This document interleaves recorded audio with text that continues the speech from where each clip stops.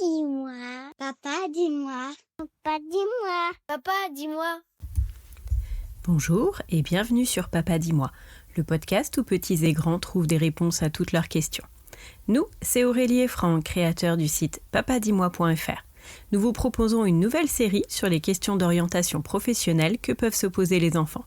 À chaque épisode, un nouveau professionnel qui va nous présenter son métier. Alors, installez-vous bien, on embarque ensemble pour la série « Travailler dans un métier de l'artisanat d'art » et on explore le métier du jour. Bonjour à tous et bienvenue sur le podcast Papa dis-moi pour cette nouvelle série sur les métiers d'art et je suis ravie d'accueillir aujourd'hui Corentin Brison sur le sujet de la céramiste, potier. Tu vas nous expliquer tout ça. Bienvenue Corentin. Salut, merci beaucoup de m'accueillir sur ce podcast.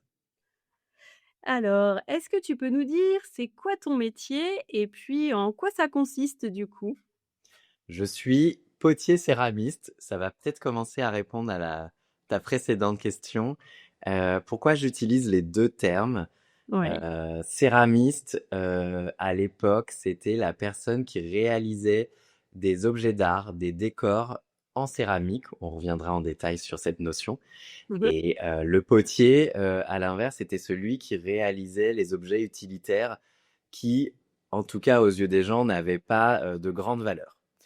Aujourd'hui, il y a des industriels qui fabriquent notre vaisselle et d'ailleurs aussi les décors. Et donc, les deux termes se mélangent puisque finalement, on est tout aussi potier que céramiste. Et pour moi, les deux ont la même valeur, en tout cas au niveau de l'artisanat. Super, c'est très clair. Et tu fais ça depuis combien de temps ? Ça fait 10 ans que je le pratique de manière professionnelle. Et avant ça, je pratiquais la céramique en loisir et j'ai fait 3 années. Ok, super. Et alors du coup, tu me dis la différence entre céramique et poterie. Donc du coup, toi, tu fabriques quoi concrètement en fait ? Qu'est-ce que tu fais toute la Moi, journée ? alors toute la journée, je sais pas, mais je fabrique des objets à base de terre, à base d'argile. C'est ce qu'on appelle donc la famille de la céramique. Ces terres peuvent être du grès, de la faïence ou la porcelaine. Voilà, c'est les 3 terres principales qu'on utilise nous pour fabriquer des objets. Et de mon côté, plus personnellement, je fabrique beaucoup d'objets utilitaires. Donc par utilitaire, j'entends de la vaisselle du quotidien, des bols, des assiettes, des tasses. Voilà, c'est quelque chose qui me plaît beaucoup de savoir que les objets que je vais réaliser avec mes mains vont ensuite avoir une histoire au sein d'une famille, chez quelqu'un. Enfin voilà, en tout cas, je fais des objets pour qu'ils soient utilisés. Super, impeccable. Et donc tu nous as dit donc tu faisais ça en loisir un petit peu avant. C'est comme ça du coup que tu as découvert ce métier, j'imagine ? Exactement, c'est même grâce à ma belle-mère qui avait fait sur le tard une reconversion professionnelle en tant que céramiste. Et donc, je l'ai accompagnée en Bourgogne, là où elle a fait sa formation, juste pour l'accompagner dans cette nouvelle aventure. Et donc, grâce à elle, j'ai découvert cet univers qui m'a beaucoup plu et intrigué. Et de retour à Paris, là où je vis, j'ai commencé donc des cours de loisirs. Et finalement, ce loisir a pris le pas sur le reste. Et j'ai fini ensuite par tout arrêter pour faire une formation professionnelle qui a duré 1 année. Et ensuite, je me suis lancé. Super. Et donc du coup, c'était quoi cette formation ? C'est une formation, c'est une reconversion qui prépare au CAP céramiste. Et OK. donc, pendant 1 année, on apprend bien sûr toutes les techniques pour réaliser des objets, mais on apprend également les cuissons, comment gérer les fours. On pourra revenir aussi là-dessus en détail. Comment fabriquer les couleurs, les mesures de sécurité aussi à mettre en place dans un atelier. Voilà, toutes ces choses qui forment le métier de céramiste. OK. Et c'est un peu le diplôme obligatoire pour pouvoir exercer en tant que céramiste ? Aujourd'hui, c'est pas encore obligatoire. On peut être OK. complètement autodidacte et être céramiste. Donc, je trouve ça super parce qu'il y a peu aujourd'hui de secteurs où on peut se lancer sans diplôme. Donc, non, le diplôme n'est pas obligatoire. Mais voilà, il y a un CAP qui existe. Il y a même des des niveaux d'études supplémentaires autour de la céramique pour ceux que ça OK, intéresse. super. Et pour ce métier-là, du coup, est-ce il faut avoir un degré de créativité, j'imagine, du coup? Alors, c'est difficile de répondre à cette question. Si on fait ses propres objets, donc ses propres collections, oui, je pense qu'il faut une part de créativité parce qu'on a envie de faire des objets qui nous parlent, qui nous ressemblent, en tout cas, dont les inspirations Mmh. nous correspondent. Ouais, Mais il y a également des potiers, des céramistes qui travaillent dans des manufactures. Euh, OK, Auquel cas, c'est un travail plutôt d'exécution. Même OK. si ils maîtrisent toutes les techniques, leur créativité ne va pas être mise en avant. Donc, c'est une réponse en demi-teinte. Oui et non. Ça dépend de comment on veut exercer ce métier. Mais c'est intéressant du coup pour les enfants qui nous écoutent en disant que, c'est pas forcément le débouché de ce diplôme-là ou alors de cette orientation-là, n'est pas forcément, d'être indépendant puisque du coup, tu dois être indépendante donc avec toutes les contraintes que ça peut avoir d'être un indépendant du Tout coup. à fait. Moi j'ai fait ce choix d'être indépendant, de vendre mes créations, de donner des cours, de travailler, aussi pour des restaurants, des cafés pour qui je fais de la vaisselle sur mesure, mais Mmh. toujours dans un style qui me ressemble. OK. Mais voilà, d'autres personnes ont fait le choix, d'autres céramistes, de travailler, donc comme je te disais, dans des manufactures, Mais ou en tout cas pour des personnes pour qui ils vont fabriquer l'objet, et dans ces cas-là, ils sont salariés d'une mmh. société. Donc ouais, ouais, il y a vraiment énormément de façons d'exercer le métier de céramiste. Super. Donc voilà, ça peut être intéressant, voilà, pour les enfants qui nous écoutent de voir qu'il y a pas mal de débouchés du coup, sur cette formation-là, du coup. Et alors tu me parlais de cuisson du coup sur, Ouais. sur, le produit que tu fabriques. Du coup, on imagine qu'il y a peut-être un délai assez long quand tu fabriques une pièce, du coup? Exactement, c'est plusieurs semaines, je dirais en moyenne 2 semaines, un peu incompressible puisque donc il y a l'étape du façonnage. Donc là, je prends mon morceau de terre, je le mets en forme selon différentes techniques. Donc c'est la même chose, il y a plein de manières de réaliser un objet en céramique. Ça peut être sur le tour de potier, donc c'est une roue qui tourne, qui est actionnée électriquement et qui nous permet de réaliser des objets plutôt ronds et réguliers. Mais on peut aussi fabriquer des objets en modelage. Donc là, c'est nous, la terre et nos mains, et donc l'irrégularité qui va avec. On peut sculpter. euh, on peut réaliser des objets en faisant des plaques, des plaques de terre dans lesquelles ensuite on Bien vient oui. découper. Et on peut aussi couler. Couler, c'est-à-dire qu'on réalise un moule en plâtre. Mmh. On utilise de la terre liquide qu'on va faire couler à l'intérieur, ça prend la forme de notre moule, on retire l'excédent de terre liquide et on a donc un objet qu'on peut éditer en série, pour le coup, puisqu'on OK, a une matrice, une base qui est la même pour tous les objets. Donc super. voilà, en tout cas, cette phase-là, c'est le façonnage de notre objet, Oui, mais on peut ensuite pas le retravailler tant qu'il n'a pas commencé à sécher. OK. C'est-à-dire une journée, 2 journées, selon les conditions, de l'atelier dans lequel on pratique. OK. C'est-à-dire le taux d'humidité, la météo. Plus il fait chaud, plus c'est sec, plus les pièces vont sécher vite et inversement. Mmh. Et donc quand notre pièce commence très légèrement à sécher, c'est ce qu'on appelle le stade du cuir. C'est, que notre morceau de terre est légèrement flexible comme une, plaque de cuir un peu épaisse. Je ne sais pas si ça peut Oui. parler à tout le monde.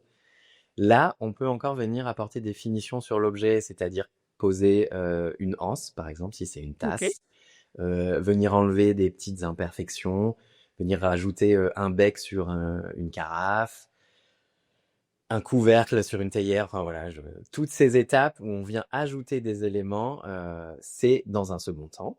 Mmh. Ensuite, notre objet, on le laisse sécher, Mmh. à l'air libre de préférence, et plutôt doucement. Et donc c'est là où ça va prendre plusieurs jours, voire une semaine, si on est en plein hiver, que l'atelier est humide, qu'il fait froid. Quand cet objet est parfaitement sec, il va pouvoir passer dans le four, mais pour une première cuisson. ce qui veut OK. dire qu'il y en aura une deuxième par la suite. Cette première cuisson, elle va pré-cuire l'objet. Nous, c'est ce qu'on appelle l'étape du biscuit, OK. un objet finalement en terre pré-cuite, qui est encore une terre poreuse et qui est encore une terre fragile. Cette étape, elle va enlever toute l'humidité encore contenue dans la terre et elle va faire que cet objet encore poreux, on va ensuite pouvoir appliquer dessus un émail. L'émail, c'est beaucoup de notions, j'essaye d'aller doucement. L'émail, c'est la couverte, c'est la finition brillante et souvent Ouais. colorée que l'on voit sur un objet en céramique. Et donc ça s'applique quand l'objet a eu déjà une première cuisson. OK. L'émail, c'est liquide. Et donc on vient le faire couler ou on vient plonger l'objet dedans. Mmh. L'objet va boire l'eau contenue dans l'émail et il va rester plus qu'une surface poudreuse. Et en fait, pour essayer de faire simple, les composants d'un émail, c'est de la silice, donc de la poudre de verre, Mmh. du talc, de la craie et des colorants, des oxydes. Une fois que ça s'est posé sur mon objet, je dois le remettre dans le four et ça va recuire une deuxième fois. Et cette fois-ci, à une température assez élevée. Donc, selon les terres qu'on utilise, entre 1000 et 1300 degrés, Mmh. pour que cet émail vienne fondre sur l'objet, le napper et obtenir les couleurs et la brillance qu'on souhaite. Mmh. Donc, Et ces le deux cuissons, à chaque fois, les deux cuissons, c'est une dizaine d'heures. Ouais, Et voilà, entre 1000 et 1300 degrés. super, et c'est ce qui fait que, du coup, tu peux boire dans ta tasse aussi, j'imagine? Sinon ce serait trop poreux pour pouvoir Ex- l'utiliser, quoi? Mmh. Exactement, ça la rend utilitaire, ça la rend imperméable et ça fait que l'émail a bien fondu également dessus. Sans ces étapes, en effet, on ne pourrait pas utiliser l'objet. Mmh. Une preuve de patience, du coup. C'est une qualité nécessaire à ce métier, la patience. Il n'y a pas beaucoup de qualités nécessaires, en tout cas. Je pense que chaque Oui. personnalité peut créer et faire de la céramique. En revanche, si on est impatient, ça va être très très dur de prendre sur soi parce que, comme je viens de le dire, entre le moment où on commence à créer l'objet et le moment où on voit le résultat fini, il peut se passer Ouais. plusieurs semaines. Ouais, et puis, j'imagine qu'il peut y avoir un petit peu des anicroches, une petite erreur, petite surprise au moment d'ouvrir le four? C'est là, pour moi, c'est là toute la magie de l'artisanat et du travail de la main. Mais évidemment, la terre, c'est alors vivant, je mets de gros guillemets en Ouais. mettant ce terme, mais c'est un matériau de la nature qui contient de l'eau, qui contient des minéraux. Et tous ces éléments réagissent au moment notamment du séchage, de la cuisson. Et donc oui, il n'est pas rare qu'un objet fissure au séchage, qu'une coulure d'émail se présente à un endroit qu'on n'avait pas imaginé au moment de la cuisson. Moi, je trouve ça génial parce que, en effet, jusqu'au dernier moment, on ne sait pas à quoi va ressembler l'objet et ni si on va réussir finalement à avoir l'objet utilitaire. Ouais, Euh, mais pareil, il faut, pour certaines personnes, c'est des choses un peu difficiles à gérer. c'est Euh, ça. Il faut voilà. l'accepter, Et voilà, c'est pour les moi, il faut aléas. l'accepter. Il faut accepter la déformation de l'objet. Il Oui. faut accepter l'irrégularité. Il faut accepter que voilà, c'est du travail à la main et c'est certainement ça pour moi toute la magie de ce métier. Mmh, c'est sûr. Et en parlant, bah, du coup, voilà, ça fait un certain nombre d'années, du coup, que tu fais ça. Est-ce que, tu as une création, qui te reste en tête où tu dis, «Waouh, j'ai fait ça», et tu en es encore fier encore aujourd'hui? J'ai surtout une pièce que je continue de produire depuis 10 ans, qui pour moi serait peut-être mon objet signature. Mmh. C'est une tasse dont l'anse est un cercle et qui revient à l'intérieur de la tasse, qui OK. traverse complètement la tasse et j'en suis fier, je sais pas si c'est le bon mot, mais je suis très heureux de ce design parce que je ne m'en lasse pas après 10 ans de Ah. fabrication. Or, on sait que le geste ou l'objet répété, on peut s'en lasser. Et là, c'est pas le Oui, cas. Donc, je crois que ouais, je te répondrai en disant que c'est ça mon objet super.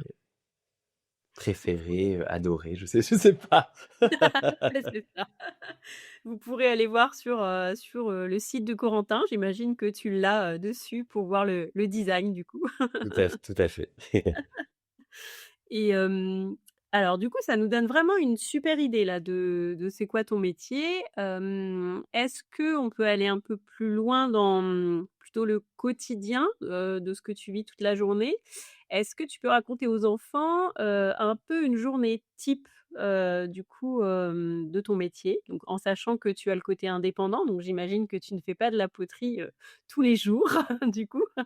Exactement, l'avantage ou l'inconvénient, on pourra en reparler, d'être indépendant, c'est qu'on gère tout, toutes les étapes, d'une vie professionnelle et donc bien sûr qu'il y a des moments dans ma journée où je peux faire un petit peu de création, de la fabrication, mais quand même globalement, il faut aussi être conscient que c'est surtout beaucoup de journées dans ma semaine où je dois aussi faire toutes les autres tâches qui sont inhérentes au métier de céramiste, qui sont toutes les étapes un peu de finition, donc l'émaillage des pièces, Mmh. remplir les fours, vider les fours, recevoir un stock de terre, le déplacer. Ça, c'est très physique. Les pains de terre, on appelle ça des pains, les morceaux de terre qu'on reçoit, ils font entre 10, 12 jusqu'à 20 kilos à l'unité, il faut les déplacer. Voilà, il y a beaucoup quand même de gestes répétés et de gestes physiques, faut le Mmh. savoir. Et je pense que sur une semaine, mon temps dédié à la création pure, c'est peut-être une journée sur 5. Ouais. Parce que en parallèle, mais ça ça vaut pour tous les indépendants, je gère aussi ma comptabilité, ma communication. Mmh. Bon, la liste est longue. C'est ça. Mais finalement, le temps passé les mains dans la terre, il est assez court. Donc, Mmh mh. de résumer une journée type, c'est difficile parce que ça varie, Hein hein. mais voilà, c'est peu de temps passé à créer et il faut le savoir. C'est bon à savoir. Et généralement, du coup, tu travailles tout seul dans ton atelier ou est-ce que tu es, plutôt entouré de personnes? Alors tu as dit que tu travailles avec des restaurateurs, donc là, c'est plus, ton côté, client du coup, tu vas voir tes clients. Est-ce que du coup, voilà, tu es plutôt tout seul toute la journée ou du coup tu vois du monde? J'ai testé plusieurs formules. J'ai été tout seul dans mon atelier pendant un certain temps. Mmh mh. Ensuite, j'ai travaillé aussi dans une résidence. Donc là, c'était un lieu, une sorte de coworking, si ça vous parle, qui est un lieu dans lequel on se partageait les machines entre céramistes. Donc on mutualisait les fours, les tours, voilà le gros investissement et donc là, on était une vingtaine de céramistes dans ce lieu. Donc là, j'avais comme des collègues. C'était très intéressant parce qu'en fait, ça nous permettait d'échanger au quotidien sur notre pratique, Mmh. sur les différentes terres qu'on peut utiliser, les différentes techniques de décor, les galères qu'on peut aussi rencontrer. Et là, je viens de revenir à nouveau dans un atelier où je suis tout seul. Mmh mh. Euh, voilà, par choix, parce que je me rends quand même compte que c'est plus simple pour moi de gérer ma production, mon espace en étant seul, puisque c'est un métier où on fait quand même beaucoup de poussière, Mmh mh. on s'étale beaucoup, on prend de la place, et le fait d'être dans un lieu collectif, ça nécessitait de devoir vraiment nettoyer, ranger Mmh de mh. manière stricte la zone de travail pour que les Oui, prochains, les suivants puissent pratiquer eux aussi. Donc ça. voilà, là à nouveau, je me remets seul. Mmh. Et après, oui, il y a le côté client. Donc je reçois dans mon atelier des clients pros quand on a besoin d'élaborer une collection pour un lieu. Et sinon, je rencontre aussi quand même des clients aussi particuliers, Mmh mh. puisque je vends mes créations sur des marchés, à des événements, voilà. Super. Et donc, bah, on entend, que tu as besoin de beaucoup, de matériel. Du coup, donc ton atelier, il ressemble à quoi en fait, en vrai, du coup? J'ai pas besoin de beaucoup de matériel, mais il y a quelques grosses machines. Mon atelier, tu vois, le nouveau là, il fait 10 mètres carrés, donc c'est plutôt Ouais. petit. Et c'est un mur entier rempli d'étagères pour justement poser toutes les créations en cours, en cuisson, terminées. Un grand plan de travail sur lequel je peux, comme son nom l'indique, travailler. Un évier, on a toujours besoin d'un point d'eau dans un atelier, on travaille avec beaucoup d'eau. J'ai un four dans un coin et Mhm. un tour dans un autre. Et globalement, c'est tout. Super. Et des montagnes de terre. Oui, j'imagine, du coup, gros stock, De matières premières, oui, de oui, matières premières. C'est le propre, je pense, voilà, des métiers un peu artistiques, c'est la matière première à récupérer, ouais. c'est ça. Eh bien, merci pour cette, vraiment ce panel, on a bien une idée de ce qu'est ton métier. Est-ce que tu aurais une petite anecdote à raconter, quelque chose d'un peu, drôle ou surprenant? Alors maintenant, le métier de céramiste, il est un peu revenu à la mode. Je sais pas si c'est le bon Ouais. terme, mais les gens comprennent de quoi je parle j'explique ce que je fais. Mais pendant longtemps, quand j'ai annoncé en soirée que j'étais céramiste, tout le monde pensait, enfin beaucoup de gens pensaient que je fabriquais des dents. Ah! Euh, pour les, Oui. tu vois, parce qu'il y a la confusion avec l'émail de la dent et c'est vrai que j'ai mis longtemps à comprendre de quoi on me parlait, puisque pour moi c'était complètement décorrélé de mon quotidien. Mais voilà, voilà, c'est une question qui revient de temps en temps. N- Rigolo. Non, je ne fais pas de dents. Voilà, je fais des tasses. Voilà. Bah, justement, on en parlait tout à l'heure là du côté, entrepreneur. Si on parlait un petit peu des plus et des moins de ton métier, donc, bah, les plus d'abord et puis, tu me diras les moins après. Le gros plus, c'est la liberté. Ouais. Une liberté de planning. Je gère mes horaires, mes jours de travail comme je l'entends. J'ai pas de compte à rendre à une hiérarchie. Donc c'est quand même pour moi quelque chose. Cette liberté, elle m'est très chère. Euh, et qu'est-ce qui est chouette aussi quand on est indépendant, c'est,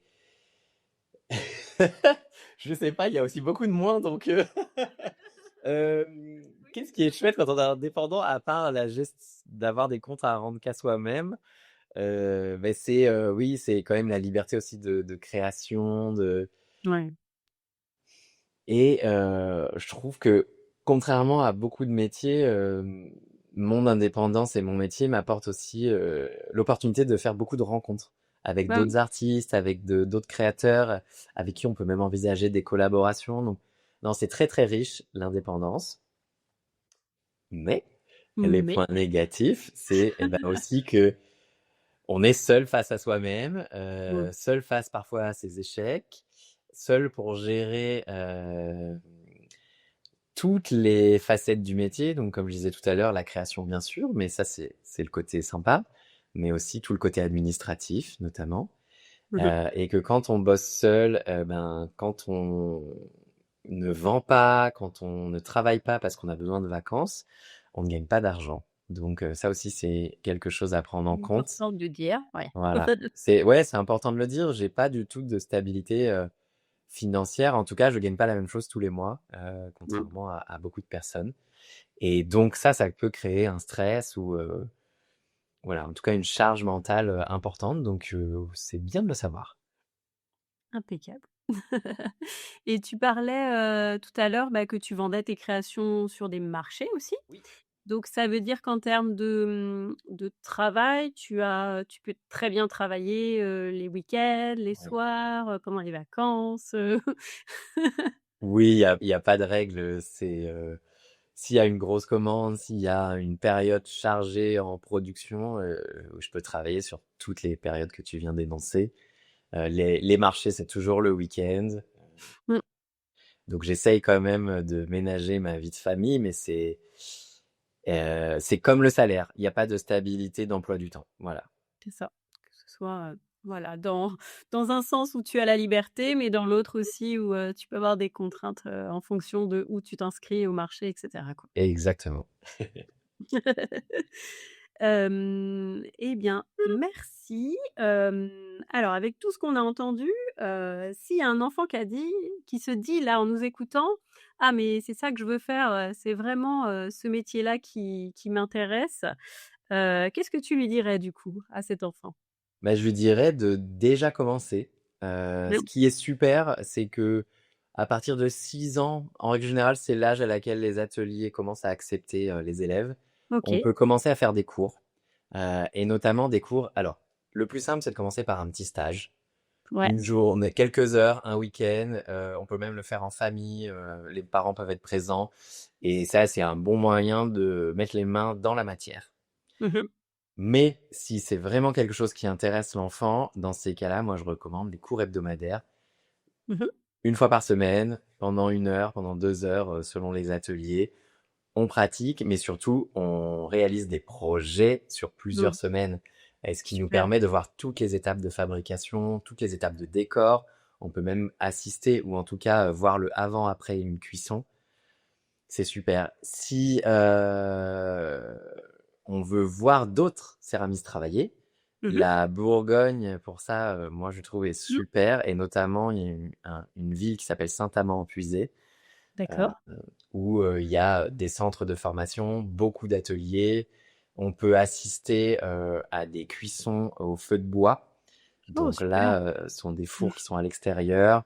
C'est vraiment passionnant à voir au-delà de la pratique. Donc c'est voilà, il y a quand même beaucoup de moyens de rencontrer des céramistes. Il y a beaucoup de moyens de pratiquer et mhm. peu importe l'âge, faut y aller quoi. Il me semble qu'il y a aussi, des journées des métiers d'art, non? Un petit peu, où il doit y avoir des représentants, pour parler. Complètement, avec beaucoup d'ateliers ouverts.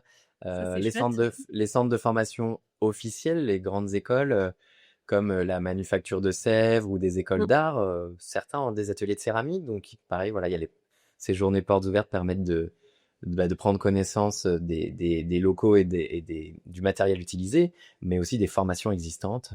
Mmh. Super. Faut pas hésiter du coup, à aller découvrir, aller voir les gens. Exactement. Et en France, pour la céramique, on est vraiment bien lotis.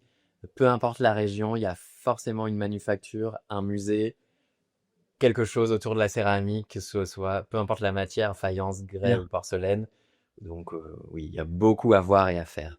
Oui, il y a du côté de Limoges où c'est plutôt célèbre pour la porcelaine de Limoges du coup? Exactement. Donc là, il y a le musée, il y a tout un tas de manufactures à voir.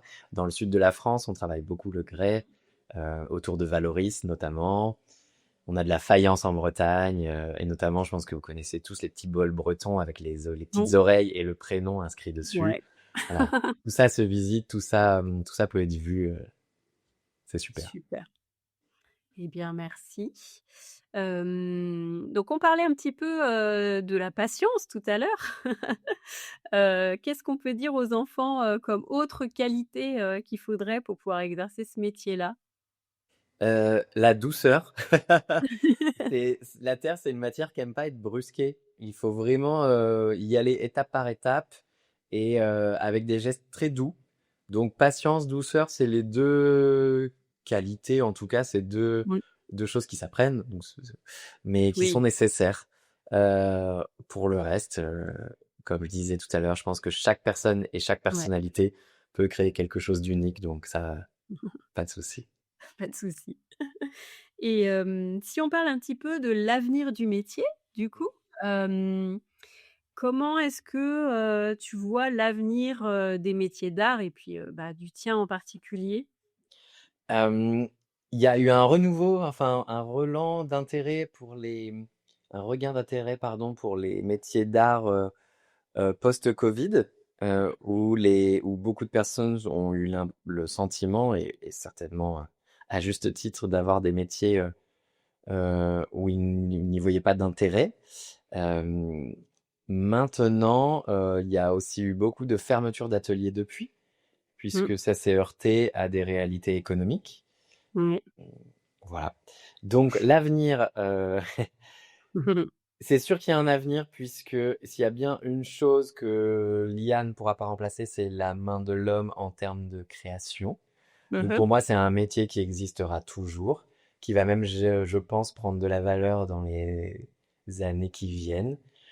Après, il y a des discussions plus légales sur la pratique du métier qui sont en cours, et D'accord, notamment de mettre les céramistes et beaucoup d'artistes au statut d'intermittents, ce qui serait d'accord, génial, et ça, ce serait un bel avenir. Ça nous permettrait, sur toute notre phase de recherche et de création, d'être rémunérés et donc d'avoir le temps de réaliser des projets plus beaux, plus gros, plus grands.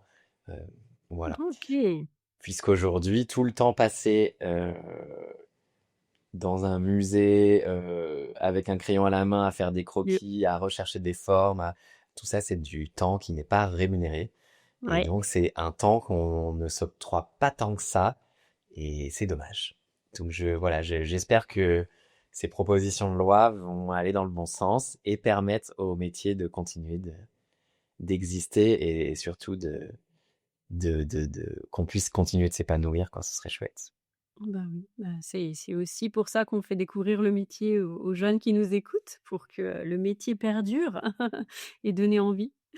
Donc tu as parlé de l'IA du coup, est-ce qu'il y a une part de, numérique? Est-ce que le numérique est impliqué dans ton processus de création à un moment donné? Ou pas du tout? Pas du tout, non, pas du tout. Non. Je saurais même pas comment l'intégrer dans mon processus, puisque c'est un travail de la matière. Je sais en revanche qu'il y a des imprimantes 3D Ouais. qui impriment en céramique. Mmh. Donc, elles permettent de faire des objets très graphiques avec des angles ou des choses qu'on n'arriverait pas à faire à la main. OK. Donc, à la limite, je le vois plus comme un complément dans une pratique, Mmh. notamment pour un designer.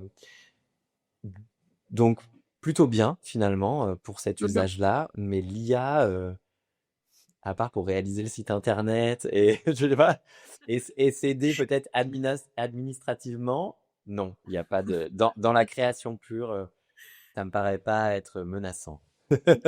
C'est parfait. Eh bien, merci Corentin. On va doucement Merci. vers la conclusion. Est-ce que tu aurais, 3 mots pour résumer ton métier? Liberté. Qu'est-ce que je peux dire d'autre? Euh, Juste liberté, déjà, c'est super. Quand même patience. Je l'ai Oui, redit plusieurs fois, mais c'est important. c'est Et, important. euh, et, et possibilité, en fait, c'est un métier avec un champ de pratique tellement large. On peut travailler à plusieurs, euh, on peut réaliser tout un tas d'objets. Et je parle pas que de l'utilitaire, hein, vraiment au sens Oui. large. euh, voilà. Moi, j'en rajouterai un en Ah oui? t'écoutant. On voit que tu es passionné, donc je Ah, rajouterai la passion, du coup. il vaut mieux être passionné pour réaliser. Vu toutes les contraintes énoncées, C'est ça. heureusement que la passion nous tient. Oui, c'est vrai, la passion, il n'y a pas de limite de mon côté entre ma vie personnelle et ma vie professionnelle. Oui, Tout se mélange. ouais, c'est, là où commence la passion, du coup. Exactement. Est-ce que tu aurais, alors je sais que tu as écrit toi-même un livre, est-ce que tu aurais, outre le tien, voilà, que tu vas nous décrire, est-ce que tu aurais des conseils de livres ou de sites internet pour les enfants là qui veulent en savoir un petit peu plus? Il y a pas mal d'ouvrages de loisirs créatifs qui Mmh. permettent de s'initier à la poterie chez soi, notamment grâce aux terres autodurcissantes. Donc, on Mmh, trouve ça dans tous les magasins de loisirs créatifs. C'est une terre super. qui n'a pas besoin d'être cuite, donc il n'y a pas du tout de contrainte de machine. Le seul inconvénient, c'est que l'objet peut pas être utilitaire. C'est forcément de la sculpture, du décor. Mais Mmh. c'est un bon moyen de mettre les mains dans la matière, de décorer un objet, de créer, en fait, tout simplement. Et pour tout ça, oui, il y a beaucoup d'ouvrages de loisirs créatifs autour de la céramique. Mmh. Il y en a un que j'aime beaucoup d'une céramiste qui exerce à Granville, qui Mmh. s'appelle Clémentine Alberstadt. Et donc OK. avec son nom, on trouve le livre. Voilà, et c'est plein de petites créations de son univers. Et elle les détaille pas à pas pour qu'on puisse Super. nous-mêmes les réaliser. OK. Voilà. Et dans les ouvrages plus scientifiques, Mmh. il y a un ouvrage qui s'appelle Le Grand Livre de la céramique, qui est Mmh. un livre très dense, mais avec beaucoup d'infos et notamment beaucoup d'infos techniques Mmh. sur les cuissons, voilà, qui peut être Oui. intéressant, mais pour quelqu'un qui aurait vraiment envie de s'y plonger.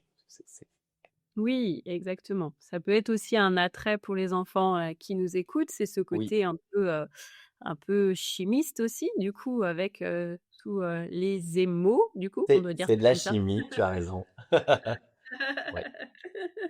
Voilà, si on a des grandes découvertes au collège sur la chimie et qu'on aime beaucoup ça, c'est aussi quelque chose qui peut être un attrait de ce métier-là, du coup, voilà, pour créer la couleur que personne n'a et qu'on a en tête.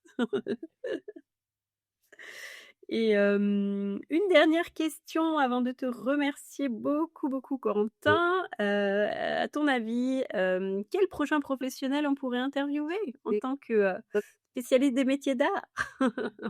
Il y a une peintre dont j'aime beaucoup le travail qui Oui. s'appelle Jessica Lys. Mmh. Elle est à Lyon et elle réalise des peintures réalistes Mmh. qui sont incroyables. Je dis ça parce que j'en ai une sous les yeux tellement j'aime son travail, j'en ai acheté. Et là, c'est une tasse de café que j'ai sous les yeux et de loin, on dirait vraiment une photo. Et ce qui est Super. génial, c'est que toutes ces œuvres sont comme ça et ça fait beaucoup parler quand les gens viennent chez moi parce que il faut vraiment s'approcher pour voir les petits traits de pinceau. C'est un travail minutieux, précis et pour la suivre un peu sur les réseaux sociaux, elle a en plus un univers où elle donne beaucoup. C'est une personne vraiment géniale. Donc, si je pouvais l'entendre dans votre podcast, Jessica Lys, je serais ravi. Eh bien, avec grand plaisir, on essaiera, du coup. Merci beaucoup Corentin. Merci à toi. Merci de m'avoir accueilli dans ton podcast. C'est super.